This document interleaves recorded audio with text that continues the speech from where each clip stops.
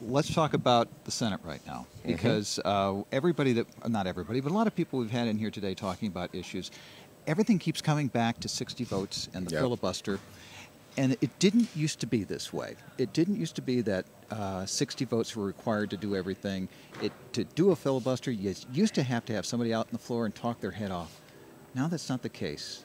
People are talking that things should change. Do you think things should change? Yes, and I think there will be changes when the new Senate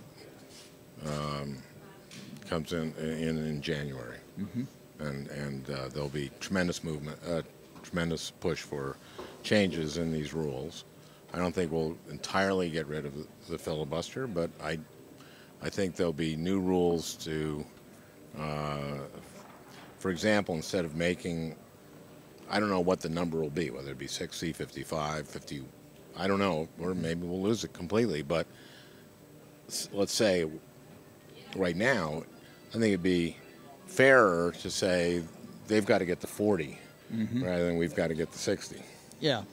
That kind of thing. And you know, they've done a lot of slow walking in this.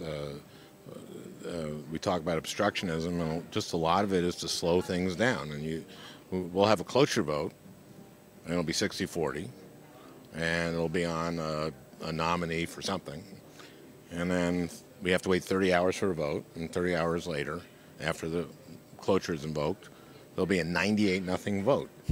And so they have actually, you know, they're actually voting to filibuster things they're for.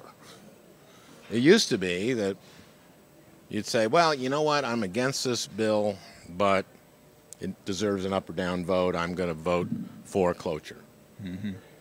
That used to be kind of a standard thing, and then a rare exception would be like, this is so terrible that I'm going to vote to filibuster. This is about delaying things. So even like, a lot of people don't realize how a cloture vote eats up time. You have to spend 30 hours after cloture is invoked in, quote, debate, although there isn't debate.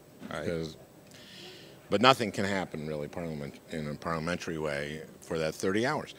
Well, if you could change the rules that one party can give up 15 hours of its debate, so at least speed things up. But that's, you can go either to refining things like that all the way to just let's get rid of the filibuster.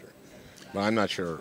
I mean, to get rid of it, where I am on that. To get rid of it, it sounds like you're saying we've got to replace some of the people who are there right now. Is that what I'm hearing correctly? Or is it going to be when people come back, they're going to have a different viewpoint? Well, no, I think when people come back, I think when there's one school of thought that you can change the rules with 50 votes.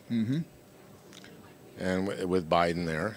And so it's that magic moment at the beginning of the session. And there's, you know, I am not sure about the constitutional and parliamentarian aspects of all of this.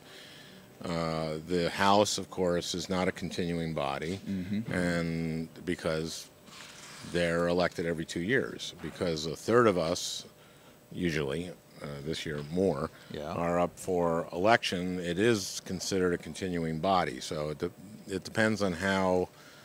And Biden may have to make a ruling here, whether you can change the rules at the beginning of this new session.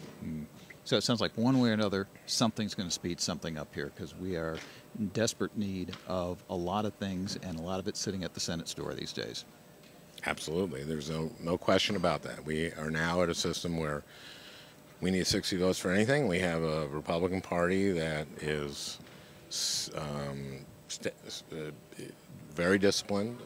McConnell is exercising that discipline, and it's really very hard to get anything done.